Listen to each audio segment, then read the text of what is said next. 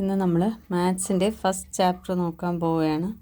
സംഖ്യകളും അടിസ്ഥാന ക്രിയകളും. ഇത് ഞാൻ പഠിക്കുന്ന ടെക്സ്റ്റ് നോക്കി എൻ്റേതായ രീതിയിൽ വേണ്ടുന്ന കാര്യങ്ങൾ എഴുതിയെടുത്ത് കുറച്ച് പ്രോബ്ലംസ് ചെയ്തിട്ടുണ്ട്.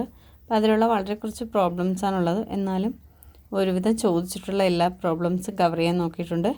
അത് കഴിഞ്ഞ് പ്രോബ്ലംസ് എത്തുമ്പോഴത്തേക്കും ഞാൻ മറ്റൊരു ബുക്കിൽ ചെയ്ത് കാണിക്കും. എനിക്ക് മൊബൈലിൽ ഹോൾഡ് ചെയ്ത് വെച്ചിട്ട് ചെയ്യാൻ പറ്റുന്ന ഒരു സാഹചര്യമല്ല. മാത്രമല്ല വീഡിയോ എടുത്ത് തരാനും ഇവിടെ വേറെ ആരുമില്ല. ഓക്കെ, എല്ലാവരും ഒന്ന് സഹകരിക്കുക. അപ്പോൾ ഈ സംഖ്യകളും അടിസ്ഥാന ക്രിയകൾ എന്ന് പറയുന്ന ഒരു ബേസിക് ചാപ്റ്ററാണ്. അപ്പോൾ ഇത് നമ്മൾ കുഞ്ഞു ക്ലാസ്സിലെ പഠിച്ചിട്ടുള്ള കാര്യങ്ങൾ എന്നോട് ഒരുമിച്ച് ഒരു വീഡിയോയിലേക്ക് ഒരു ചാപ്റ്ററിലേക്ക് കൊണ്ടുവന്നു. അതാണ് PSC ചെയ്തിരിക്കുന്നത്.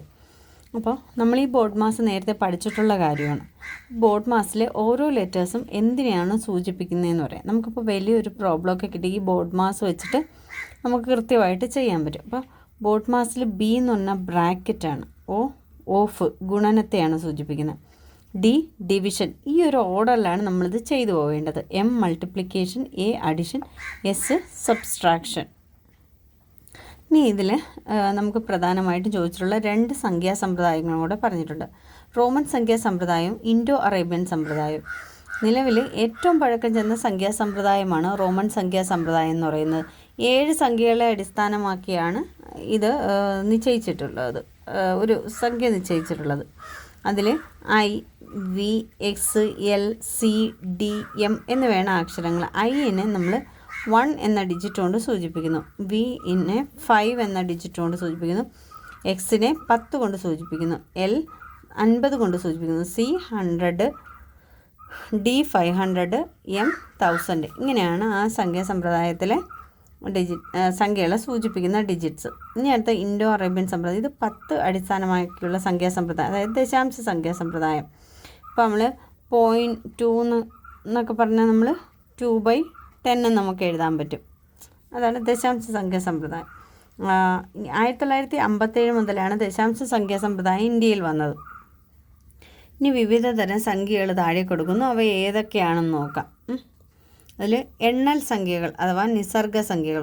ഒന്നിൽ ആരംഭിക്കുന്ന, നമ്മൾ എണ്ണത്തില്ലേ 1, 2, 3, ഒന്നിൽ ആരംഭിക്കുന്ന പൂർണ്ണ സംഖ്യകളാണ് എണ്ണൽ സംഖ്യകൾ. അതിന് 1, 2, 3 അങ്ങനെ പോകും. ഇനി അഖണ്ഡ സംഖ്യകൾ. ഈ എണ്ണൽ സംഖ്യകളുടെ കൂടെ ആദ്യം ഒരു 0 കൂടി വരികയാണെങ്കിൽ അതിനെ അഖണ്ഡ സംഖ്യ എന്ന് പറയും. വേറെ മാറ്റമൊന്നുമില്ല. ഈ 1, 2, 3 എന്നല്ലേ നമ്മൾ എണ്ണൽ സംഖ്യകൾ എണ്ണാണ്. അഖണ്ഡ സംഖ്യകളാകുമ്പോൾ 0 തൊട്ടാണ് ആ സംഖ്യകൾ തുടങ്ങുന്നത്. അടുത്തത് ഇരട്ട സംഖ്യകളാണ്. ഒരു സംഖ്യയെ 2 കൊണ്ട് ഹരിക്കാൻ കഴിയുമെങ്കിൽ ആ സംഖ്യയെ ഇരട്ട സംഖ്യ എന്ന് പറയും. 2, 4, 6, 8. ഇനി ഒറ്റ സംഖ്യകൾ എന്ന് പറഞ്ഞാൽ ഒരു സംഖ്യയെ 2 കൊണ്ട് നിശേഷം ഹരിക്കാൻ കഴിയുന്നില്ലെങ്കിൽ ആ സംഖ്യയെ ഒറ്റ സംഖ്യ എന്ന് പറയുന്നു. 1, 3, 5, 7 അങ്ങനെയാണ് പോകുന്നത്. അടുത്ത ഭാജ്യ സംഖ്യകൾ. ഒരു സംഖ്യയ്ക്ക് 2ൽ കൂടുതൽ ഘടകങ്ങളുണ്ടെങ്കിൽ അത് ഭാജ്യ സംഖ്യ ആയിരിക്കും. 4, 6, 8, 9 അങ്ങനെയാണത് പോകുന്നത്. അഭാജ്യ സംഖ്യകൾ. ഒരു സംഖ്യയുടെ ഘടകങ്ങൾ 1ഉം അതേ സംഖ്യയും മാത്രം വന്നാൽ അതൊരു അഭാജ്യ സംഖ്യയായിരിക്കും.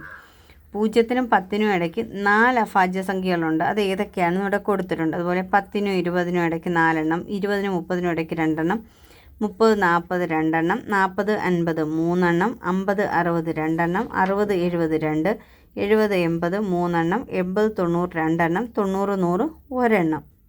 90നും 100നും ഇടയ്ക്ക് ഒരെണ്ണമുള്ള 97 മാത്രം.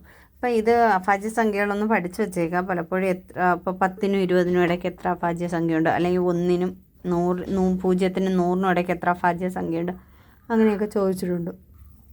ഇനി നമ്മൾ പ്രോബ്ലം ചെയ്യാനായിട്ട് പോവുകയാണ്.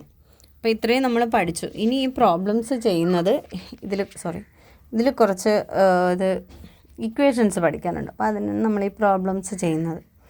അപ്പോൾ ആദ്യം 50 എണ്ണൽ സംഖ്യകൾ. നമ്മൾ സംഖ്യകൾ പഠിച്ചല്ലോ, 3-4 ടൈപ്സ് പഠിച്ചല്ലേ. ഇപ്പം ഇനി അതിൻ്റെയൊക്കെ തുക കാണുന്നതിന് ആദ്യത്തെ 50 എണ്ണൽ സംഖ്യകളുടെ തുക എന്ന് പറയുന്നത്. അപ്പോൾ എണ്ണൽ സംഖ്യകളുടെ തുക കാണുന്നതിനുള്ള ഇക്വേഷൻ എന്ന് പറഞ്ഞാൽ n × n+1 n+1/2 എന്ന് പറഞ്ഞാൽ എണ്ണൽ സംഖ്യകളുടെ തുക കാണുന്നതിനുള്ള ഇക്വേഷൻ. അപ്പോൾ ഇതിൽ n എന്ന് പറഞ്ഞാൽ 50 എന്ന് നമുക്ക് തന്നിട്ടുണ്ട്. അതായത് നമ്മുടെ ക്വസ്റ്റ്യൻ 50 എണ്ണൽ സംഖ്യകളുടെ തുക എത്ര എന്നാണ് ചോദിച്ചത്. അതിൽ n 50. ഇനി ഇതങ്ങ് ഈ എന്നിന് ആ വാല്യൂ കൊടുത്താൽ മതി. 50 × 50 50 + 1/2 50 ഇൻറ്റു, ഇവിടെ ഇൻറ്റു ആണ്, ഓഫ് 1 ഇൻറ്റു 51 ഡിവൈഡഡ് ബൈ 2. ഈ 2 കൊണ്ട് ഇതിന് വേണ്ടി 25. 25 ഇൻറ്റു 51 ഈക്വൽ ടു 1275 എന്ന് കിട്ടും. നമ്മൾ ചെയ്ത് വെച്ചിരിക്കുന്നതുകൊണ്ടാണ് കൃത്യമായിട്ട് ചെയ്ത് തന്നെ പഠിക്കണം കേട്ടോ മാത്സ്. അടുത്തത് ഇനി ഇതുപോലെ തന്നെ നമുക്ക് 50 ഇരട്ട സംഖ്യകളുടെ തുക കാണാം. ഇരട്ട സംഖ്യകളുടെ തുക കാണുന്നതിനുള്ള ഇക്വേഷൻ, ഇപ്പം ഇരട്ട സംഖ്യകളുടെ തുക കാണുന്നതിനുള്ള ഇക്വേഷൻ n ഇൻറ്റു n+1 ആണ്. ഇത്രയേ ഉള്ളൂ. ബൈ 2 വന്നാൽ അത് എണ്ണൽ സംഖ്യകളുടെ തുക കാണാനുള്ള. ഇപ്പം ഇത് എണ്ണൽ സംഖ്യകളുടെ തുക കാണുന്നതിനുള്ള ഇക്വേഷൻ, ഇത് ഇരട്ട സംഖ്യകളുടെ തുക കാണാം. ഇരട്ട സംഖ്യകൾ നമ്മൾ 50 ആണ് എടുത്തിട്ടുള്ളത്. 50 ഇൻറ്റു 51 ഈക്വൽ ടു 2550. 51നെ ആദ്യം 5 കൊണ്ട് ഗുണിച്ചിട്ട് ഈ 0 അങ്ങ് ചേർത്താൽ മതി. നമുക്കുണ്ട് 5 5 5 25, അങ്ങനെയാണ് അത് കിട്ടിയത്. ഇനി ആദ്യത്തെ 30 ഒറ്റ സംഖ്യകളുടെ തുക കാണാൻ. 30 ഒറ്റ സംഖ്യകളുടെ തുക. അപ്പോൾ ഒറ്റ സംഖ്യകളുടെ തുക കാണുന്നതിനുള്ള ഇക്വേഷൻ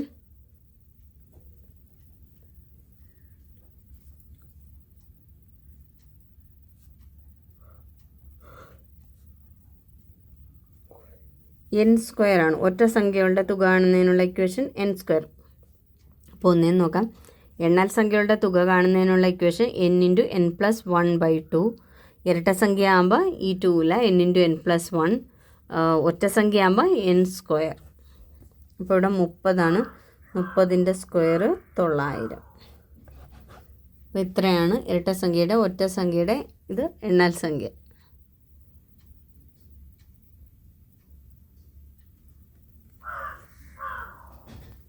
എണ്ണൽ സംഖ്യയുടെ തുക കാണുന്നത് ഒന്നുകൂടെ പറയാം. എണ്ണൽ സംഖ്യയുടെ തുക കാണുന്നത് n ഇൻറ്റു n+1/2.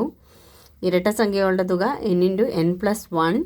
ഒറ്റ സംഖ്യകളുടെ തുക n². ഇനി അടുത്ത ക്വസ്റ്റ്യൻ ആദ്യത്തെ 6 എണ്ണൽ സംഖ്യകളുടെ വർഗ്ഗങ്ങളുടെ തുക കാണാനാണ് പറയുന്നത്. എണ്ണൽ സംഖ്യകളുടെ വർഗ്ഗങ്ങളുടെ തുക കണ്ടോ. ആദ്യ 6 എണ്ണൽ സംഖ്യകളുടെ വർഗ്ഗങ്ങളുടെ തുക. അപ്പം ആദ്യത്തെ എണ്ണൽ സംഖ്യ എന്ന് പറയുമ്പോൾ ആദ്യത്തെ 6 എണ്ണൽ സംഖ്യ ഏതൊക്കെയാണ്? 1 2 3 4 5 6. ഇതാണ് ആദ്യത്തെ 6 എണ്ണം. ഇതിൻ്റെ വർഗ്ഗങ്ങളുടെ തുക, അതായത് 1² + 2² + 3² + 4² + 5² + 6². ഇതാണ് എണ്ണൽ സംഖ്യകളുടെ വർഗ്ഗങ്ങളുടെ തുക. പക്ഷെ നമുക്കിങ്ങനെ ഒരുപാട് ക്വസ്റ്റ്യൻസ് ഒക്കെ ഉണ്ടെങ്കിൽ എഴുതി ചെയ്യാൻ ബുദ്ധിമുട്ടല്ലേ. അപ്പം അതിനുള്ള ഇക്വേഷനാണ് തുക equal to n into n+1 into 2n+1 divided by 6. n into n+1 into 2n+1 divided by 6. അപ്പോൾ ഇതിൽ അപ്പോൾ നമുക്ക് n എന്ന് പറഞ്ഞാൽ 6 എണ്ണമാണ്. 6 സംഖ്യകളുടെ വർഗ്ഗങ്ങളാണ്. ഈക്വൽ ടു 6 ഇൻറ്റു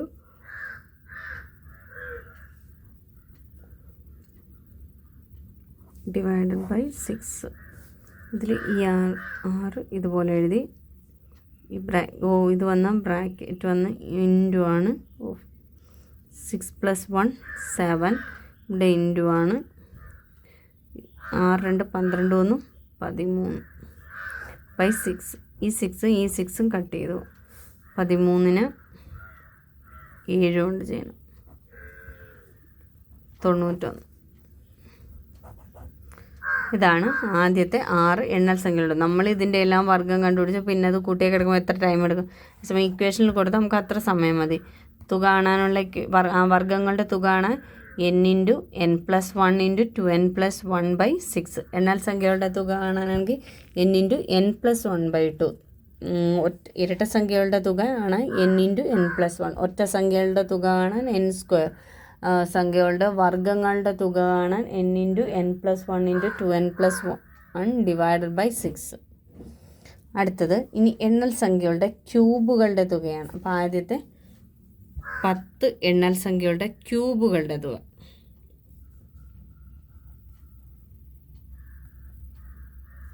ക്യൂബുകളുടെ തുക കാണാനുള്ള ഇക്വേഷൻ എന്ന് പറഞ്ഞാൽ n into n plus 1 divided by 2. n into n plus 1/2 എന്താണ്? എണ്ണൽ സംഖ്യകളുടെ തുക. അതിൻ്റെ സ്ക്വയർ എടുക്കുമ്പോഴത്തേക്ക് എണ്ണൽ സംഖ്യകളുടെ ക്യൂബിൻ്റെ തുക കിട്ടും. കേട്ടോ?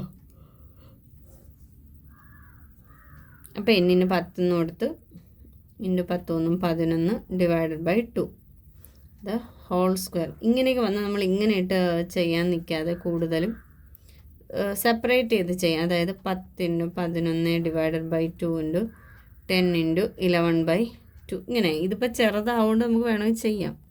5 ഇട്ട 11 55ൻ്റെ സ്ക്വയർ.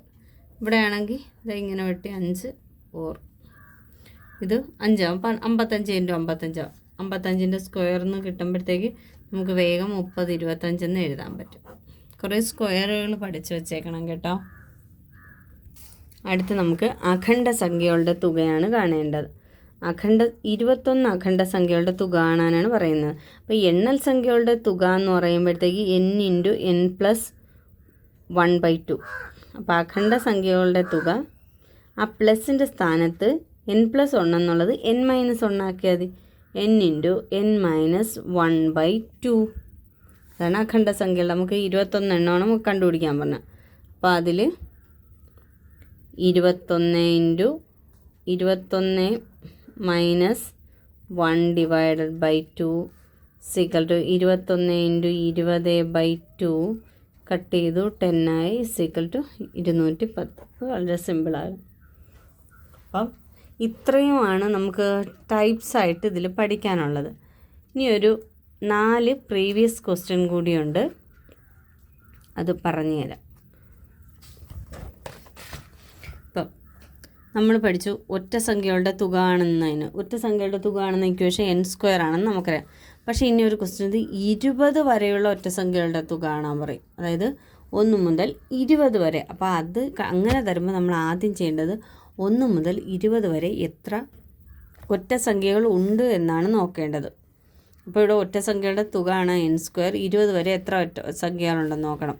നമ്മൾ 10 എണ്ണമാണെന്ന് അറിയാമെന്നുള്ളതുകൊണ്ടാണ് എഴുതി. അത് ഏതൊക്കെയാണ് അത് ഇവിടെ കൊടുത്തിട്ടുണ്ട്. അപ്പോൾ n² അല്ലേ, n 10 n² 100, അതത്രേ ഉള്ളൂ. അടുത്തത് 20 വരെയുള്ള ഇരട്ട സംഖ്യകളുടെ തുക എത്ര? അതും ഇതുപോലെ തന്നെ 20 അല്ല 50 വരെ എത്ര ഇരട്ട സംഖ്യയുണ്ടെന്ന് നമുക്ക് അറിയാമോ? അറിയാം. 50ൻ്റെ പകുതിയായി 25 എണ്ണമാണുള്ളത്. അപ്പം അങ്ങനെ വരുമ്പം n ഇൻറ്റു n പ്ലസ് 1 ആണ്. n 25, n plus 1 26. 25 ഇൻറ്റു 26 650. അടുത്തത് കുറച്ചുകൂടി എളുപ്പമാണ്, മനസ്സിലാക്കിയ എളുപ്പമുള്ളൊരു ക്വസ്റ്റ്യനാണ്. നോക്കൂ, 200നും 500നും ഇടയ്ക്ക് 7 കൊണ്ട് നിശേഷം ഹരിക്കാവുന്ന എത്ര സംഖ്യകളുണ്ട്? 200 വരെയുള്ള 7ൻ്റെ ഗുണിതങ്ങളെന്ന് പറഞ്ഞാൽ 200/7. അത് 28. അതെന്തിന് കണ്ടുപിടിക്കുന്നു എന്ന് അടുത്ത സ്റ്റെപ്പ് ചെയ്യുമ്പോൾ മനസ്സിലാവും. അടുത്ത നമ്മൾ 500 വരെയുള്ള 7ൻ്റെ ഗുണിതം കണ്ടുപിടിക്കുകയാണ്. 500/7 71. നമുക്ക് 1 മുതൽ 500 വരെയുള്ള ഗുണിതങ്ങൾ കണ്ടുപിടിക്കാൻ പറഞ്ഞാൽ 1 മുതൽ 500 വരെ എന്നാണ്. അപ്പോൾ നമ്മൾ 1 മുതൽ 200 വരെ കണ്ടുപിടിച്ച് വെച്ചിരുന്നാൽ ഈ 500 1 മുതൽ 500 വരെ ഉള്ളതെന്ന് ആ 200 അങ്ങ് കുറച്ചാൽ മതി. അപ്പോൾ ലാസ്റ്റ് സ്റ്റെപ്പ് അതാണ്. 200നും 500നും ഇടയിലുള്ള 7ൻ്റെ ഗുണിതങ്ങളുടെ തുക. ഇത് 500 വരെയുള്ള ഇതിൽ 71 എണ്ണം ഉണ്ടായിരുന്നു. മറ്റേ ഇതിൽ 200 വരെയുള്ളതിൽ 21 എണ്ണം. അപ്പോൾ 71 ആ വേണ്ടാത്ത 28 കളഞ്ഞാൽ 43. അപ്പോൾ 200 മുതൽ 500 വരെ 43 എണ്ണമാണുള്ളത്. അടുത്തത് ആദ്യത്തെ 15 അഖണ്ഡ സംഖ്യകളുടെ ഗുണനഫലം. അഖണ്ഡ സംഖ്യകളുടെ ഗുണനഫലമാണ്. ഒന്ന് ഓർക്കുക, അഖണ്ഡ സംഖ്യകൾ വരുന്നത് 0 മുതലാണ്. അഖണ്ഡ സംഖ്യകളിൽ 0 ഉണ്ട്. അപ്പോൾ അങ്ങനെ വരുമ്പോഴത്തേക്ക് 1 മുതലേ ചോദിക്കുകയാണ്, അല്ലെങ്കിൽ ആദ്യത്തെ നിന്നാണ് ചോദിച്ചിരിക്കുന്നത്. അപ്പോൾ ആദ്യം 0 വരുന്നതുകൊണ്ട് ഗുണനഫലം ആയതുകൊണ്ട് അത് കംപ്ലീറ്റ് ആയിട്ടും 0 ആയിരിക്കും. ഏതിനോട് ഗുണിച്ചാലും 0 അല്ലേ വരത്തുള്ളൂ. ഇത് ഇവിടെ ഇതുപോലെ 2022 ബുക്കൊക്കെ ചോദിച്ച ഒരു ക്വസ്റ്റ്യനാണ്, അങ്ങനെ തന്നിട്ടുണ്ട്. അപ്പോൾ ഇതിൽ 2 സ്ഥാനം ആവുകൊണ്ട് നമ്മളതിനെ 100 കൊണ്ടും താഴെ 3 സ്ഥാനം ആവുകൊണ്ട് 1000 കൊണ്ടും ചെയ്തു. 1/100ഉം ഡിവൈഡഡ് ബൈ 1/1000 കോമൺ എടുത്തു. എന്നിട്ട് 27ൻ്റെ സ്ക്വയർ, 21ൻ്റെ സ്ക്വയർ, 29ൻ്റെ സ്ക്വയർ. അത് തന്നെ താഴെ വന്ന രണ്ടും കട്ടായിപ്പോയി. ഈ 1/100 1/1000 കൂടെ തിരിച്ചിട്ട് ഗുണിക്കുമ്പോഴത്തേക്ക് 10 എന്ന ആൻസർ കിട്ടും. ഈ 100 ഇവിടെ കട്ട് ചെയ്തു, ബാക്കി 10.